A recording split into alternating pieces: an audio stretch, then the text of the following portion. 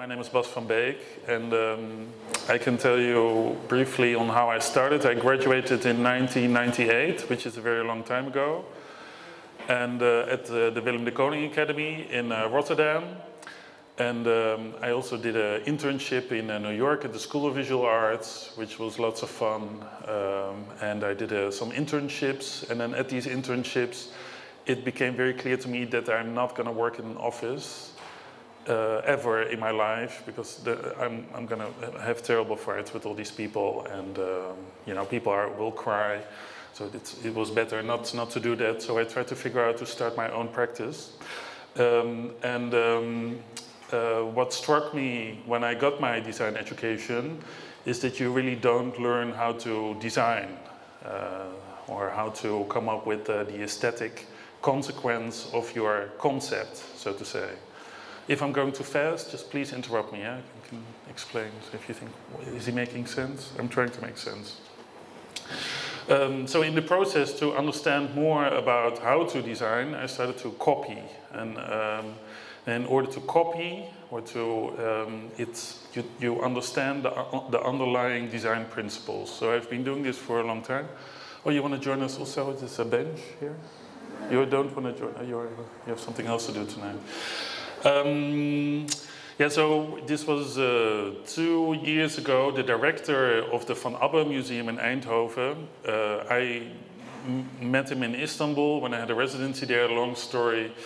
And I told him, well, it's awesome because the Bauhaus archive is in Berlin, and the archive of the Wiener Werkstätte is in Vienna. And I'd like to go to those archives and try to see what I can make, what I find, and if that somehow can relate to the museum. And he said, oh, Bas, that's wonderful, but I also want you to integrate in your research the collection of the Abbe Museum. Good luck. So I went to Vienna, it's an Adolf Loos building, and to start off, like, Austrian people are the worst people in Europe ever. I believe that the Swiss people, they're really bad, but the Austrians, they are like the real Nazis still. Yeah. Yeah, I'll get into that a little bit more later.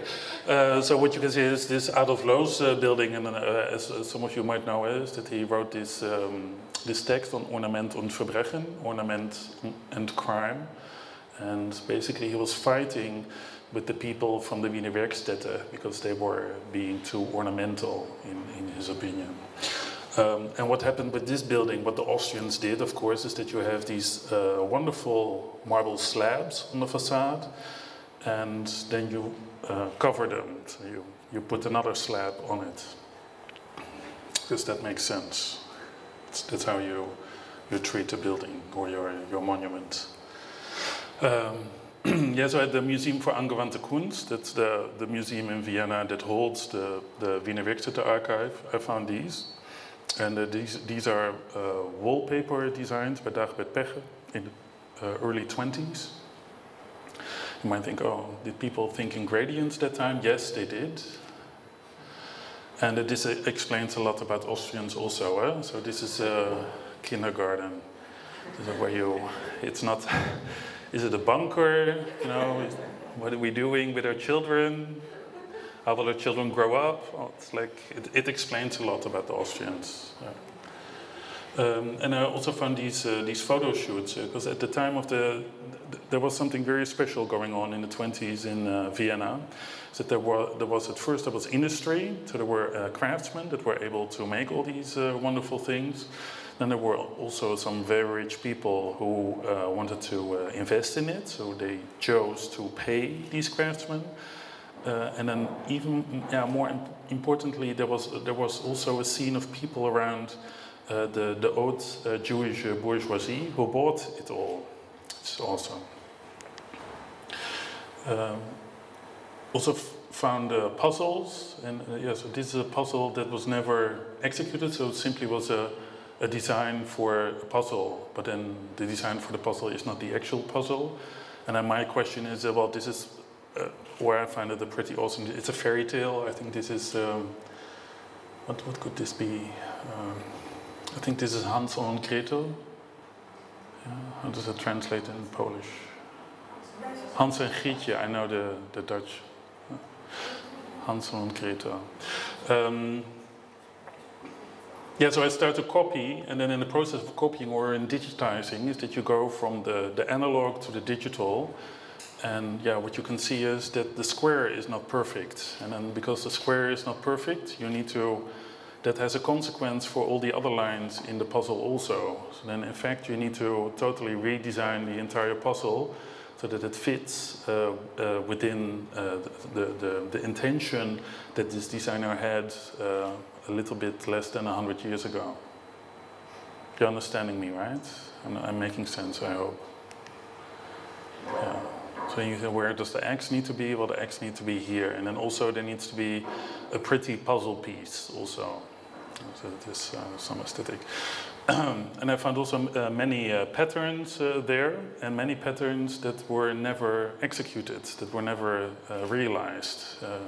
So the same as the puzzles, that you think, oh, so why did these patterns never came to full realization? Yeah, again, you know, there's all these, it's not only the Wiener Werkstätte archive, but there are archives from all over the world, and they digitize their work. So there are museums that digitize their paintings, and then if you digitize a painting, then you can reproduce it and take it out of the printer. You go to the printer and pay them, you get a night watch or a Vermeer on your wall, which is awesome. But this doesn't, of course, work with the digitized archive material of designs.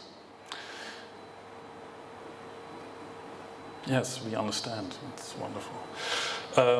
So in the case of this design, is that there was the intention, it was clear to me, is that the black ones were the hearts, there were black hearts, and a heart you can construct. So there are rules on how to construct a heart. You look confused. No? No. You with the camera, you look confused. Yeah, just very confused. What is he talking about? Oh, okay. Sorry, okay. That's your listen face, yeah? No, but it's yeah, but it's an expression. Yeah. Yeah, that's okay. Yeah. Okay, makes sense. Thank you.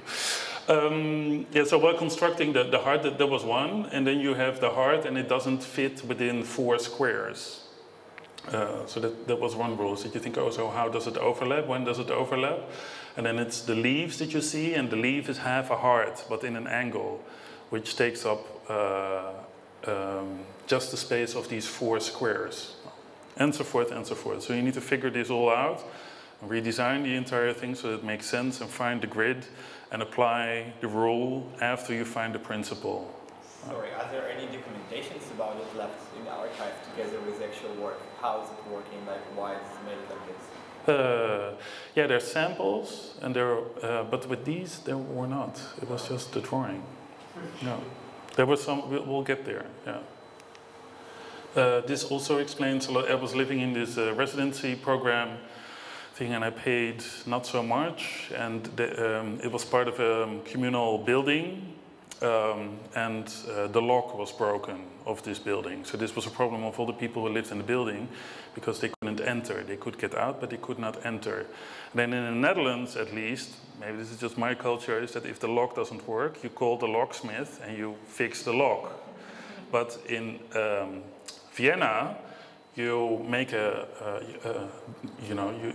you find a section of a lock and print it, and so it here says, bitte die Türe is in Leere versperrt lassen.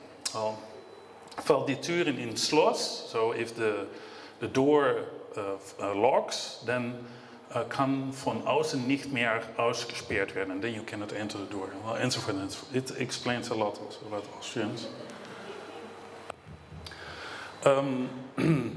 And so while I was staying in Vienna, I thought, well, this Wiener Werkstätte is of course part of the cultural heritage of Austria, but what's also, or what didn't make sense to me was the sound of music, because the sound of music also is a big part of, you know, why people go to Vienna, because they think, well, these Austrians, they're amazing. I want to, you know, see where Maria was with the Von Trapp family. So that was one, and what also didn't make sense, what I thought was a joke, is that, you know, in the movie that you've all seen, right, you've seen The Sound of Music, it's where Maria is making the clothes out of the curtains, play clothes out of the curtains, and I thought that was a joke, but in the time of Wiener Werkstätte, this was a totally normal thing to do.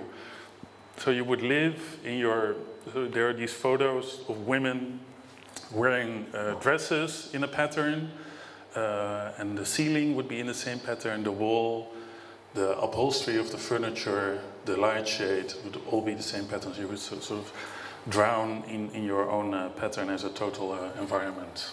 Yeah, Sound of Music. So these clothes, they were auctioned off. So well, this should be restored also. So then from the photos of the clothes, I was able to restore the Sound of Music pattern. Also Wiener Werkstätte pattern. So what you can see also is that so here that's the digital one, and behind it is the original analog one. So I took lots of scribbling off also. In some way I Bauhaused it, made it more minimal while restoring it. Oh. And then with this one, yeah, I also took a lot out. I think this is where I think the yellow one is the one that the layer that I drew on. Well, this one, you know, existed as a gouache, but never came to full realization as a pattern. So, well, what would this be as a pattern? Because there's some overlap, and how does it overlap? How does it continue? And then it turns into the digitized version of this. And then, of course, there's a, yeah, you want to print it. Because that's awesome also. Because beforehand, you had to talk to a factory. You had to go to a factory and say, well, please make my fabric. And then they say, okay, we can make 1,000 meters. And then those 1,000 meters represented certain economic value. So then the pattern had to pay itself back in a way. And then, well, we're in an age now is where you can simply order a piece of 50 centimeters fabric. That's the minimum. So this fabric as a pattern doesn't need to make that money back anymore. So in that sense, you can be more adventurous in your designs. It's a Wiener Werkstätte tablecloth. Also it's never there. Yeah, and then this one I didn't understand because I think the total archive was 20,000 drawings or 20,000 designs. So I was browsing through it to find something, and most what sort of got my attention is that, yeah, if I sort of don't get obsessed by it, then nothing is happening really. Then with this one I simply didn't understand how it would repeat and on what way it would repeat, and I still don't understand it, but I figured it out. So in Illustrator you have all these settings, is that what the spacing and the dimension between the ways and how it repeats. But with this I had to do it all by hand, but it fits. It's quite ingenious. Yeah, for this one I also took out some flowers. We'll go to it later. So you think, well, this, what is this? It's part of a pattern that's not finished yet. Yeah. This is Berlin, of course, the Gropius, this is where the Bauhaus archive is located, which was a big relief because the Germans are way more relaxed than the Austrians are. Or for when I was working at the MAK, the Museum for Angewandte Kunst, they said, well, we might give you the high resolution images, but after you use them, we want you to delete them from your computer. So, so at Bauhaus, I also was looking for patterns. This is Günter Stolz. On the left is my restored version, and on the right is the original one. So you, on the one hand, you can compare it to watching Indiana Jones and the Temple of Doom nowadays. So that if you look at it now, if you view the movie now, it's sharper than it was when your parents saw it in the cinema. And this is simply because of the enhancement of the technology. Yeah, this is a jacquard, so it's a woven for yeah, something you weave with threads. So there were also flaws in them that had to be solved or had to be taken care of. Yeah, and I thought to mix the pattern of the sound of music with the work of the collection of Jan Schoonhoven. What also happens in the process is that I make a lot of crap or a lot of shit. I can say shit, right? Is that you think, well, why am I doing this? I don't know why I'm doing this, but I need to do this, and then this gives you information on where you can take it to the next step. This is the different ways on how Jan Schoonhoven made these drawings. Yeah, and then in Berlin I was in Schöneberg also. And you have these. It's where Cabaret, the movie, was written actually, and there's a very hedonistic nightlife going on there. And then once a week, or I think twice a year, what happens in the dark is seen in the light during a week. So they're quite committed to their outfits here. Take lots of attention in it. The Bauhaus curtain, design for a curtain that was briefly produced. So more Günther Stolz. Some of it was produced, some of it wasn't, but I didn't continue with this one. This one I like, but it's even not. It's more of a sketch of a possible design than it is anything else. So this one I'm still working on, or I need to work on to figure it out and to make it ready for production. Yeah, it's fascinating. Is that you buy the outfit, and then you go shopping for the flip-flops that go with it. It's an original that is in the Bauhaus. So all these pieces in the Bauhaus archive, they're more than 80 years old. And what happens when something is more than 80 years old? Then the colors fade, and it doesn't look as fresh anymore, even though it is quite fresh. So what you do is you make appointments, and then you ask them, well, could I see these samples? And then they prepare you a little card with all these boxes, and you can unbox it and study and look at all these amazing samples.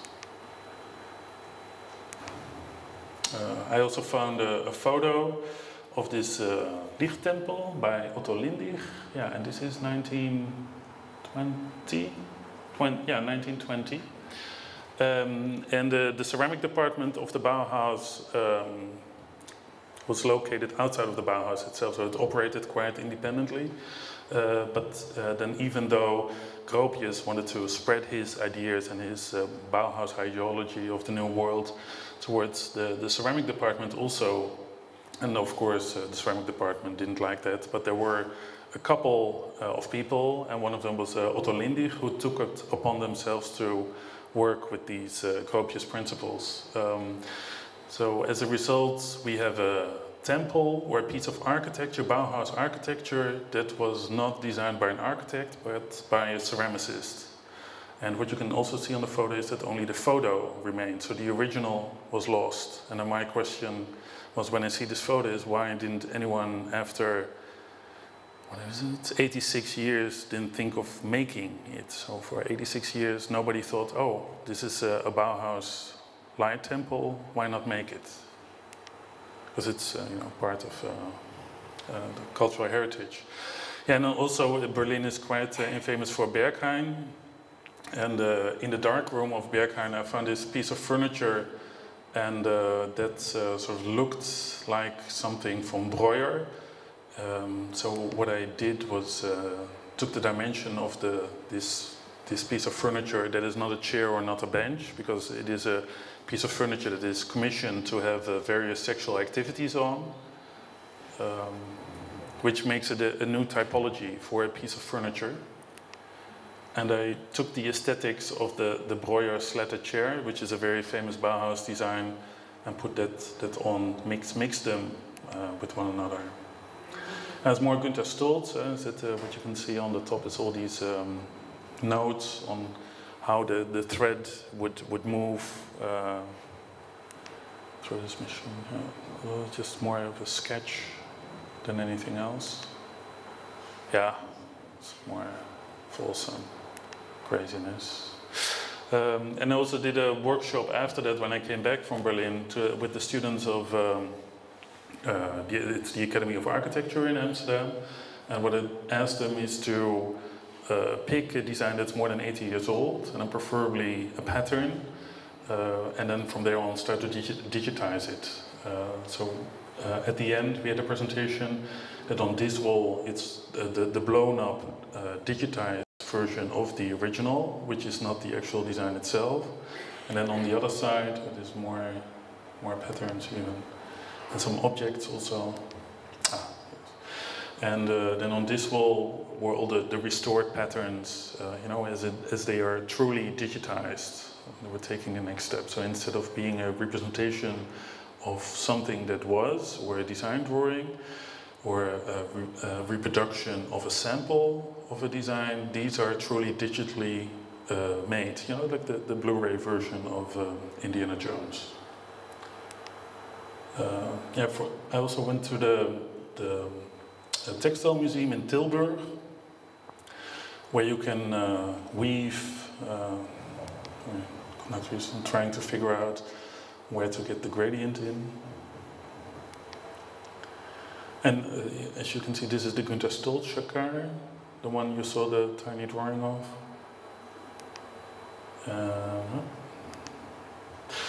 And the Van Abbe Museum.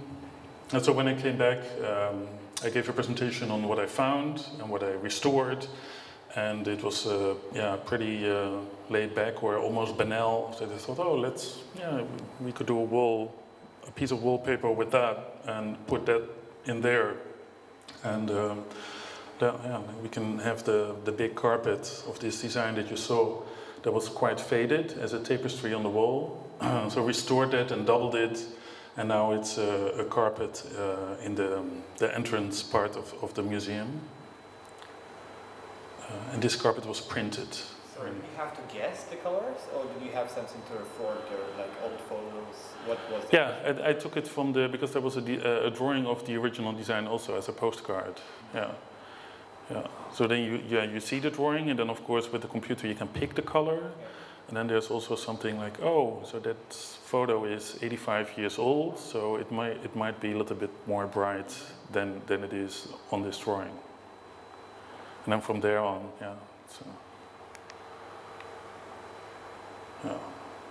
and I also thought, well, why did people think in pixels back then? But it's just the piece of paper with the lines on it, the grid they worked on. And so these paintings, the Mondrian, Chagall, Kandinsky, used this pattern on all the walls in the space. That's a Chagall on the right.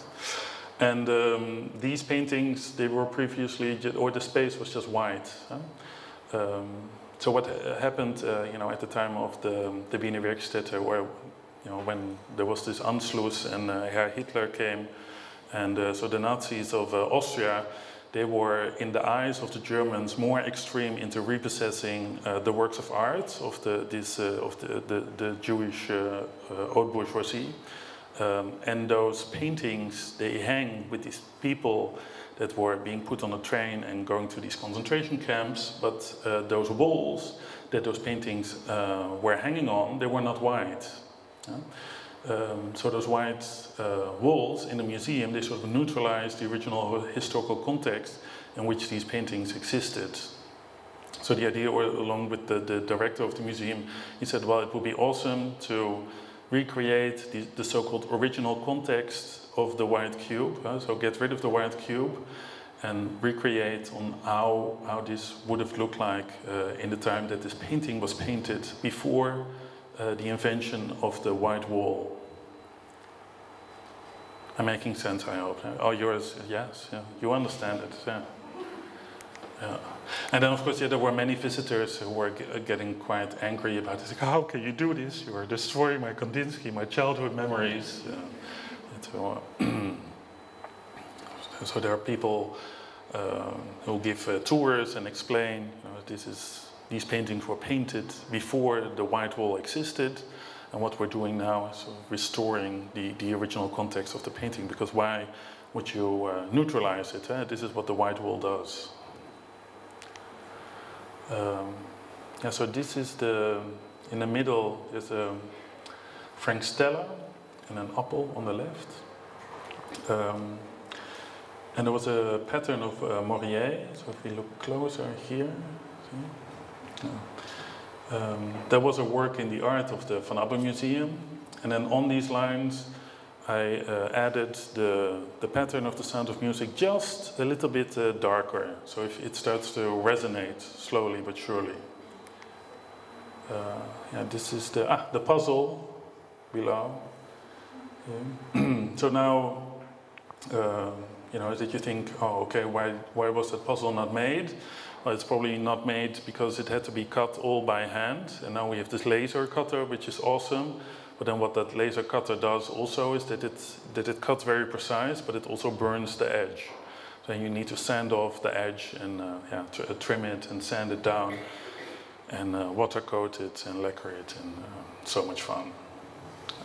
And then also, the idea was that children could play with it, but there are pieces in the puzzle that yeah, you can hurt your little brother with it really bad if you want to. So didn't want to have those accidents. Yeah, so this is a 20-meter long wall, and I think, yeah, okay, maybe you can see it. So these are Donald Judd's that are hanging on the wall, and these works of Donald Judd, they're every time they're a little bit different in the ways the line repeat and connect with one another.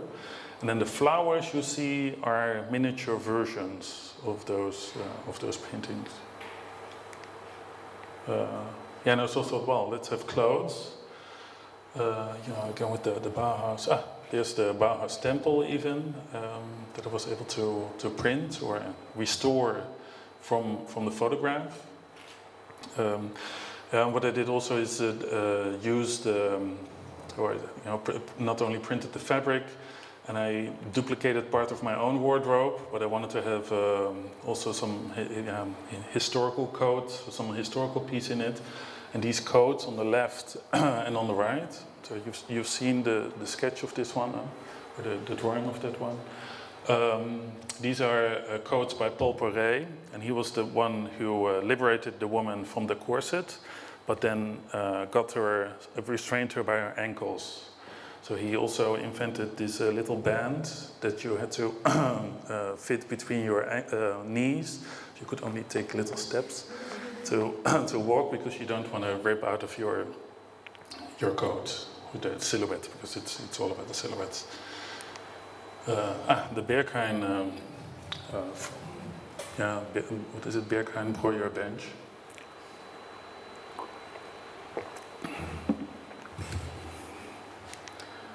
And the Günther Stolz-Schakar.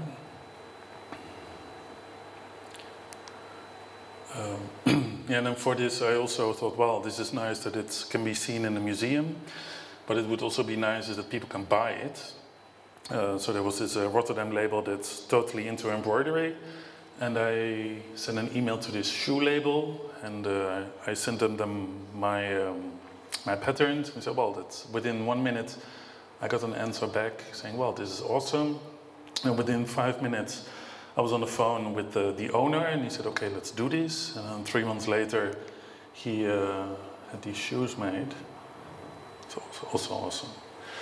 And they're partly printed and then mostly embroidered, computer embroidered. I also had these ponchos made so that people, this is the director, excuse me, I'm burping, the director of the museum, that people could be part of the exhibition and get on social media, etc. Yeah, thank you. I have more slides, of course, but I'm going to show... Yeah, okay, thank you, Monica. Yeah. So there was, you can applaud later, we're just going to continue. So there was a time when I was the head of the design department at the Rietveld Academy, and I talked to Monica about it briefly. And the goal I thought about this department was to not be at the department as much as possible, because the building is made by Gerrit Rietveld, which is, you know, very famous architect in the Netherlands, and then within the context or in these classrooms, is that whatever you show in the classroom looks interesting.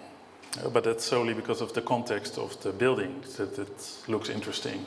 So if you take that out of the context of the building, it doesn't look that interesting anymore. I went to Jingdezhen, and for their graduation, I want them to make this, the most amazing tea set ever. And this was done by extracting the aesthetics of Oscar Niemeyer, the architect.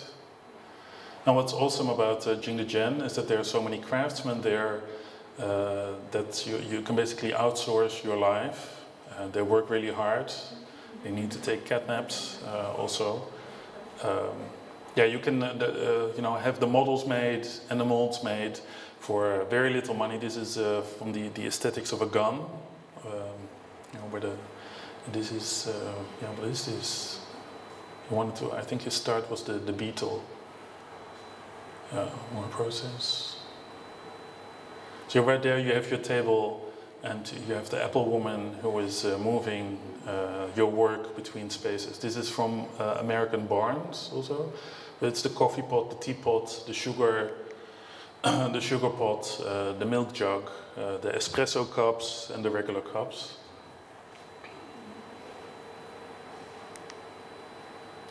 It's South African, based on the aesthetics of South African monument.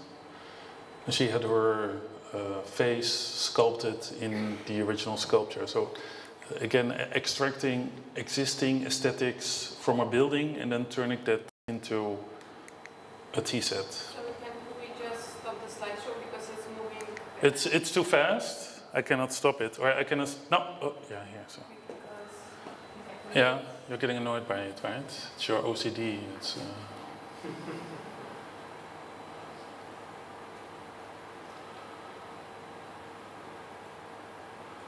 So now it will change when you click.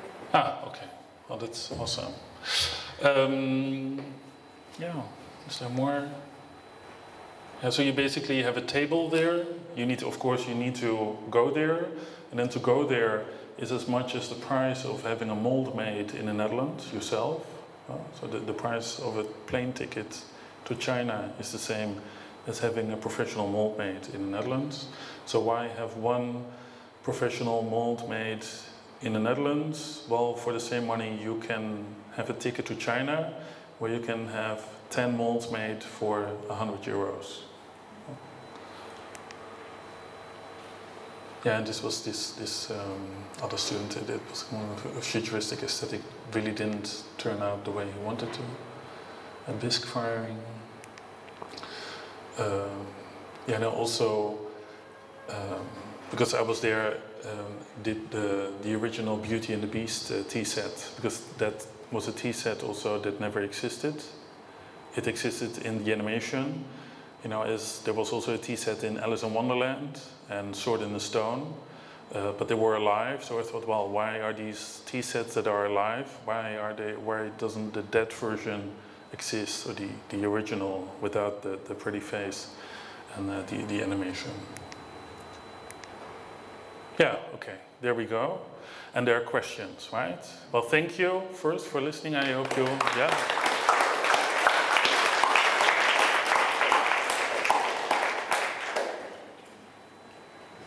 Silence. Oh. No, you said when you had finished, when you had graduated, you had no idea how to design. Yeah. And then I just wanted to know, because you started copying and going with this idea of creating something out of different projects. Yeah. And then I think it created your aesthetics in a way. Yeah. And then I just wanted to know, it was like, oh, I'm getting a hang of it. Yeah. It was like a moment of sudden realization that, you were like having a tea and then you just realized, oh, I'm fucking This is awesome. Yeah. Yeah, something like this. How was it? Or how did I feel? Yeah, awesome. I'm like, did you feel like you were getting a hang of it? And it was like gradual process. Yeah. Well, One strike of genius, and then you realized, oh.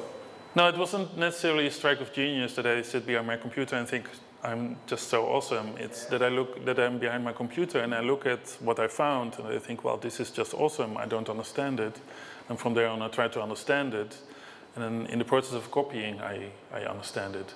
But it's especially in the beginning, when I started in the beginning in making really bad copies of originals and known and less known designers, you know, like these people in these so-called design critics, they said, well, you know, he's copying and that's not original, but that's like a Western perspective on things. Oh, hello. So, for example, that's very different, you know, where here in the West we treat our architecture, for example, also. Huh? So once it's being built, then it needs to fight with time. And then we start to renovate it and restore it and renovate it. And if it's important, if it becomes a monument, you cannot change it at all, etc., etc. So it's a very long process of all these monuments that are fighting against time. In Africa, you know, they have a kind of architecture that doesn't need to fight with time. It's just a temporary structure. In Japan, they even, you know, have the culture of renewal. So they have temples with super elaborate wood construction that they build and destroy every 20-25 years. So they build this temple and think, well, this is an awesome temple, let it stand for 25 years, demolish it, and then build it again. And this is, you know, for giving the knowledge of making the temple to the next generation. Because there's knowledge enclosed within the process of making a temple like that, or making the actual wood construction. See, I'm monologuing. Ah, yes. Oh no, you were just waving at me. No, it's okay, that's okay.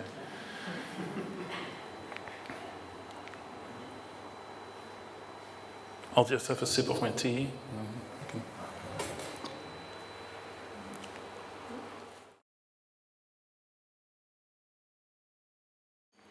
The work that you showed, you can still see somewhere in the Netherlands, right?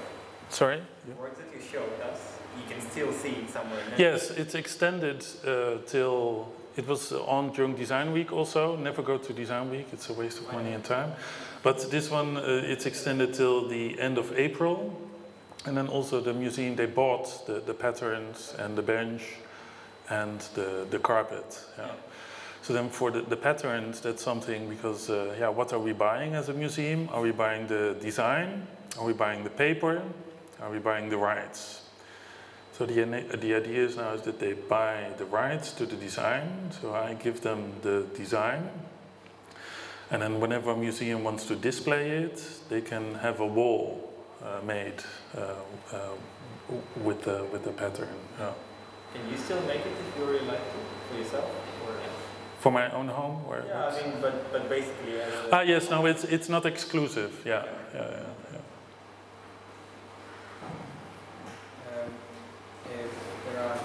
When people teach how to sing, for example. How? When people teach how to sing, for example. Sing? What? Sing. When people are singing teachers, and then they go back home, they don't listen to anything because they just, you know, bored with music, with sounds. And do you have very patterny wallpapers at your home? Or do you have white? I have white walls. Yeah. No, but when the patterns were put up in a museum, because I was working on it for such a long time, and there are patterns. Yeah. Also, what you found, or at least what I found out, is that there's something lost and something severely lost in the way we design the things around us. There were some of these patterns, you know, that I'm not designing them, but just restoring them. And then the one with the flowers, that took me 2 weeks behind my computer. You know, getting up early in the morning, having a coffee, and then sitting behind your computer and not leaving before you actually try to understand and solve this and make this work. So that's one. I was making a point. I forgot it.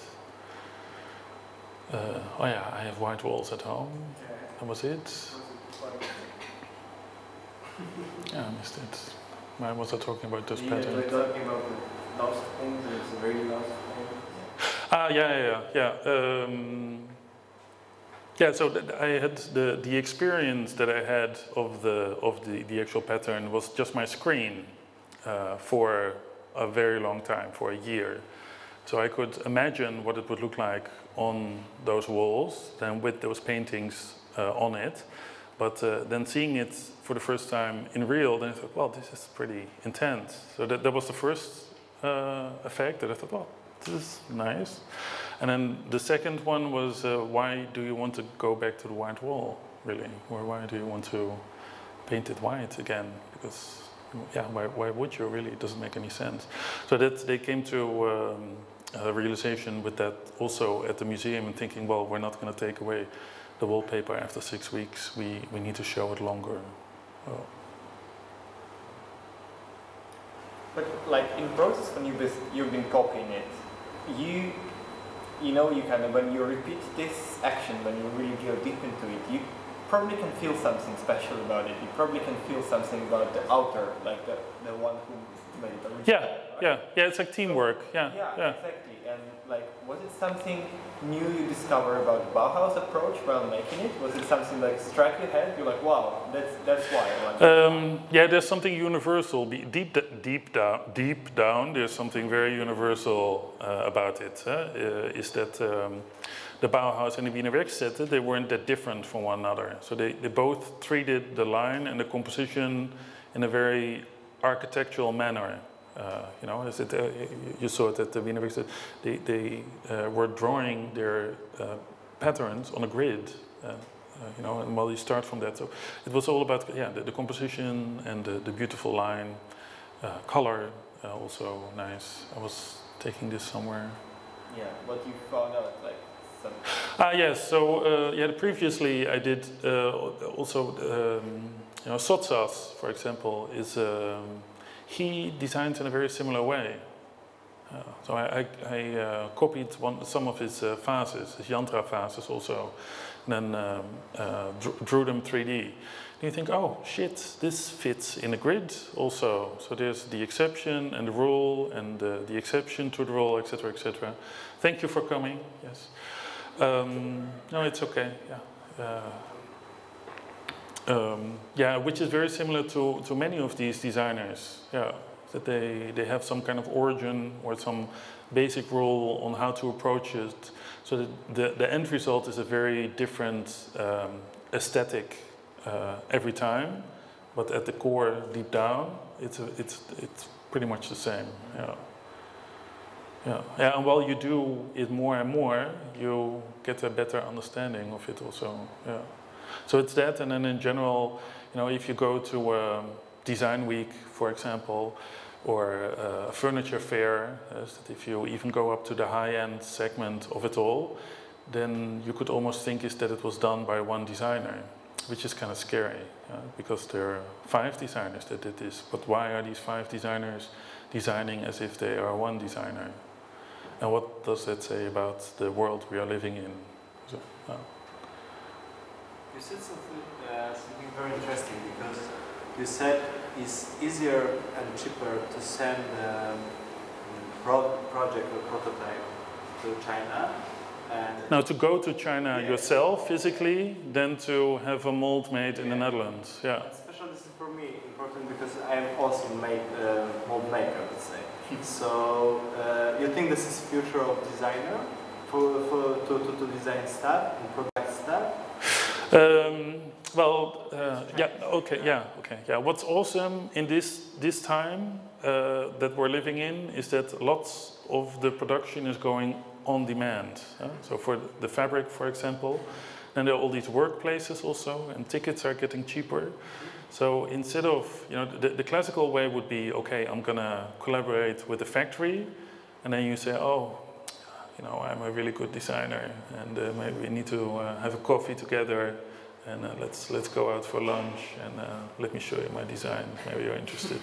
Now, so that's the factory owner, and then the factory owner says, oh, that's nice, but you need to talk to my art director. Yeah. It's like, oh, introduce me to your art director. And you have the same talk, the same lunch with the art director, and the art director says, oh, yeah, okay, maybe, but it all depends on the sales manager. No, this is for real, this happened. So then the sales manager says, yeah, it's nice, but we don't think we're gonna sell it, you know. And these are people that have no clue about design. They just think, it's not gonna sell, so it's not gonna happen. So it's that. the collaboration with those factories or with the industry. And you know, as a response to that, many designers in the 80s, 70s, 80s, they thought, well, okay, we're gonna start our own, you know, own carpenter shop, and our own ceramic studio. I'm not gonna deal with all these people anymore. I'm just gonna do it myself. So that's one. But what's awesome now is that you, you know, order stuff online. It's also, you can print online. You don't need to have the actual printer. You can just order the print online. You don't even need to physically make it. You can represent it three-dimensionally on through the internet. There's lots of applications for that. And what's also awesome, there was a third. Oh yeah, is that there are all these shops around the world which you can travel to and make stuff with. That's also super awesome. So, for example, I went to Istanbul, and there's this area that make light shades or lamps. You know, and then you go in there, and then there are 400 people that are making it, and you think, oh, let's talk and tell them what to do. And then within a week, you have a whole range of lamps, and it's also with carpenters. So this collaboration between you know, a designer and craftsman, different means of production, is yeah, more. What can I say? You would say that it makes you that you could operate in a more adventurous way, but the opposite is the truth, because everything looks the same. Oh, that's a really depressing end, right? So, everything looks the same. I wish a little bit the same because of the trends, fashion that we have exactly in this century, or just because people need it, or yeah. Oh, I can. Yeah, yeah. Now you're getting me excited because you know Lee Edelkoort, of course. Yeah, and yeah, what she does is sort of design witchcraft. You know, is that she says, well, I think, you know, wisdom, or the aesthetic of wisdom, and then you see all these people or these girls and boys wearing very large frames like you have, you know, or it's Harry Potter influence, whatever. So then she's going to make a photograph of an owl in her book, in her trend book. So in her trend book there's an owl, and this owl sort of represents on what's happening in time, you know. So the owl is there not to be interpreted literally. It's just our hunch. That's to try to make a point, to make something visual. What happens then, and I've seen this, is that those trend books, you know, so you have the Lee Edelkoort trend book, and then you have like a lower grade trend watcher, witchcraft watcher, and they take over this owl thing. Then they go to the factory, because these factories in China, they just need to produce, and they need to know what to produce. And for them, it doesn't matter what they produce, they just need to produce something that will sell. So they have no idea what to produce. It's like the Wizard of Oz, for example, is that if you, and the wizard all of a sudden said, oh, the color is green. Oh no, the color is not green, it needs to be red. No, it's the yellow brick road, the only color is gold. So it's exactly like this. So these factories, they're just producing. So they see the owl, and then they think, oh, we need to produce the owl. So what happens there, you know, in figurative manner, is that there's a huge switch in China. Then through this photo of Lee Edelkoort and all the lower design witchcraft people, they hit the switch, and then only owls are going to be produced, you know, in the upcoming years. Yeah, and not one owl, but millions of owls. You know, so it's not only the figurine, but it's also on textile. It's everywhere. It's a garden, in your garden, lights. It's everywhere. There's owls.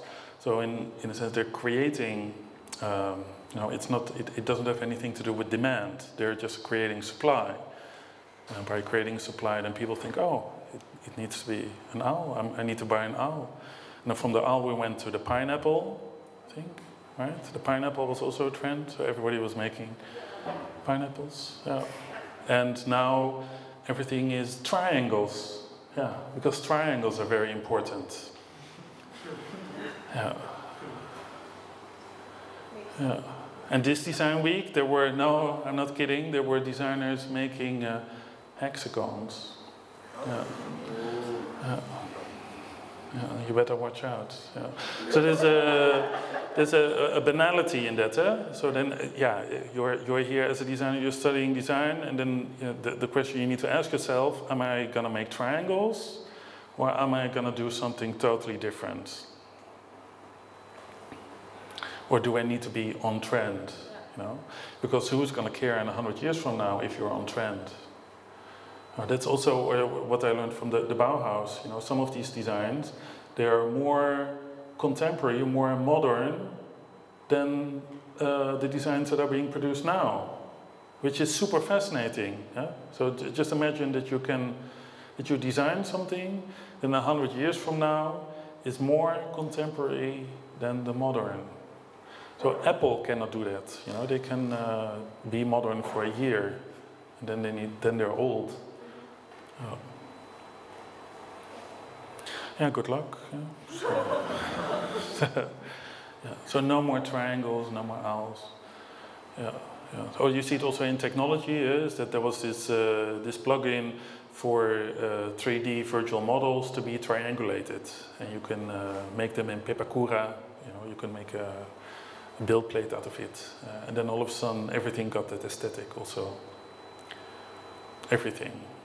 Basically nowadays, like self-production becomes cheaper. You have like laser cutters, you have 3D printers, yeah. You have everything. And yeah. I think soon it would be even less creative, you know? Soon you would not necessarily have to produce things for thousands of people, but it would be enough to produce something for yourself and for your friends. Yeah, we're already at that stage, yeah, which is awesome, yeah.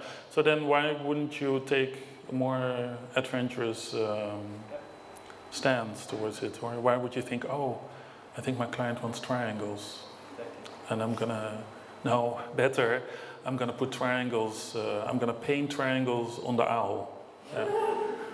Yeah, because this is what my client wants, this is what people want. But if you're actually working with the client, and the client says that he wants owl that is patterned with triangles, yeah. How to talk with them? Yeah, just bye. Yeah. So why would you want to talk to these people?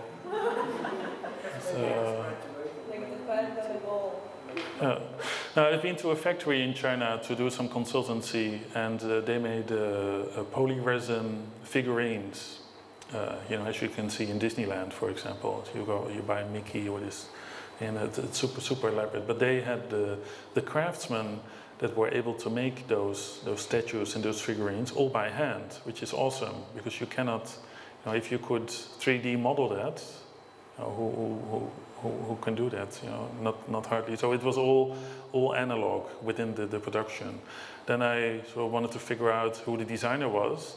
Then turned out is that the designer was actually the director of it, and he flew around the world and he just saw stuff. It's like, oh, maybe produce this, and then from there on it got into the chain, and then thousands of this shitty stuff is being produced and put on trade fairs, and then people buy it because people want to buy shit. Yeah, lots of it. Yeah. So this is also, you know, part of the flaw of the mindset of the designer is that it needs to be super interesting or almost to a very bourgeois level. You think, oh no, my design is very different because I'm super awesome and innovative, and I need to show that. You know, instead of and then also being very patronizing to China. Because like, oh, you know, we don't want to have the cheap goods from China, but what China is only doing they're only producing, and they're being. I can give you an example. What happens with those factories? There's a big trade fair in Guangzhou. You have a big trade fair here, which is smaller.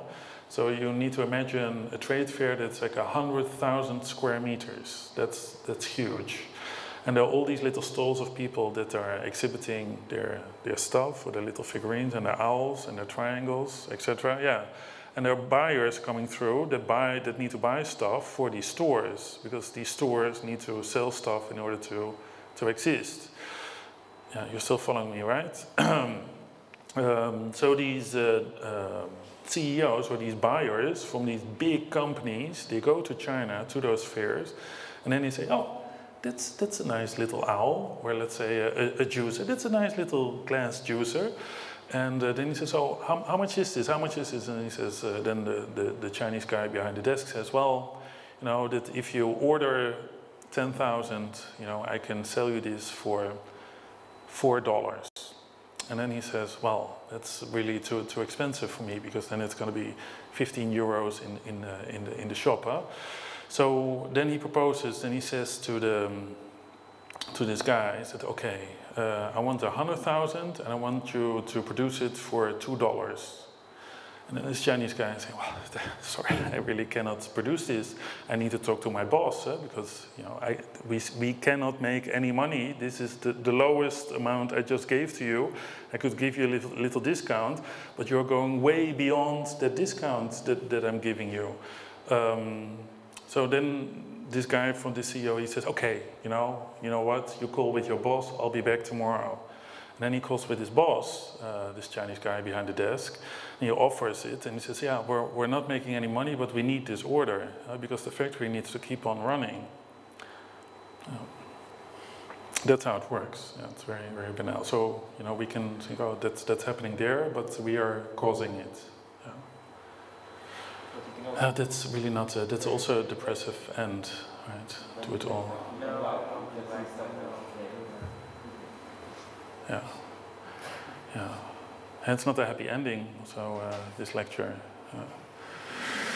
But there's also another case. Usually, when you are working for big companies, that you are making a great design. You spend like 2 months on this chair or 3 months, and this is a beautiful round chair, and then it goes into production guys, who also struggle with the technology things, and they decided that it's too rounded, it should be more something, I don't know, rectangular, and then goes to the retail guys, and they know that people want triangles, and even though you made this beautiful chair that is rounded, you end up with something in the shape of triangle with all eyes on it. Yeah. So this is also the case. Yeah, yeah, and then it's up to you if you're flexible and just go, "Well, if you want triangles, you know, whatever, turn it into a triangle. I don't care because I need to pay my rent." Or you say, "Yeah, just take it out and do something else. But I don't want to be part of it because I have morals." Yeah, we need to end with something happy, right? This is not working. Yeah.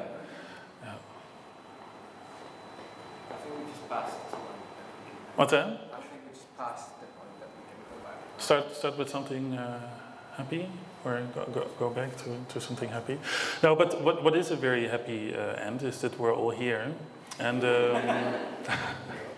is that yeah, it's really up to you. Huh? Is that how you position yourself in the future, and how you position yourself with the client also, and you know, if this is going to continue. This on-demand fabrication that is sort of liberating or turning the designer in a more adventurous manner. If that continues, then there's hope. Instead of that there's more than owls, triangles, and pineapples. I shouldn't end with that. Yeah. Yeah. Yeah. Yeah, yeah. But then there's of course still the question: is that what I'm going to design and what it's going to look like, and how does it differ, or how does it look like something from me and not from them, or not the same or not related, and how do I sort of fabricate my own aesthetical language? Yeah. There is also a question: how are you going to save it for future? Because you have now to go to like this Bauhaus archive, which luckily exists in 100 years. Yeah. But what's going to happen to our work? I mean, internet, you know, it's not forever. Not as safe. It's not forever. Exactly. Like the website can go down in 5 years. Yeah. Nobody ever going to know about it. Yeah. Yeah, and then all your stuff is lost. Yeah. That's not a very happy end. Also, it's no. Yeah, there was this Wiener Werkstätte designer, and he only turned 35. Then he died, also not happy. But he left close to 4,000 design drawings. Yeah. So you have something to do. And, yeah.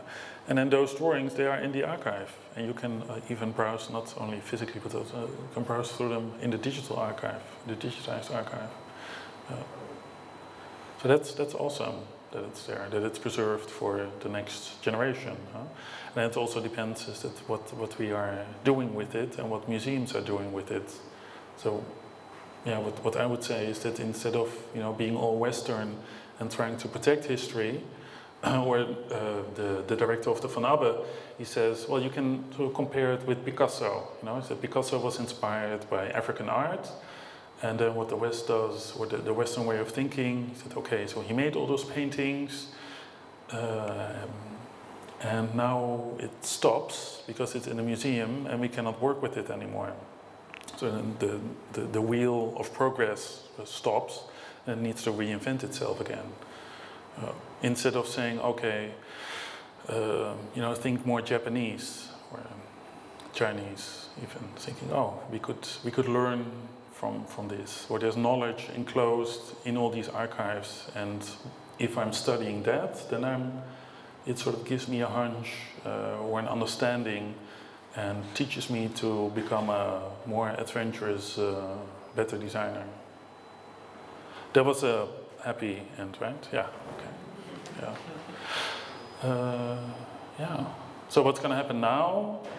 I have an amazing email address, and I also have a Facebook page, which is awesome. And oh yeah, can I say this? Of course, yeah. So when it's time to graduate, you can just send me photos, yeah, because just send me photos, and then you can be even more explicit in if you dare to ask, what do you think about this, Bas? And I even might consider giving you an answer, yeah. Yeah, and you know what I'm going to answer, when you send in owls and triangles. Yeah. Yeah. So no owls and triangles.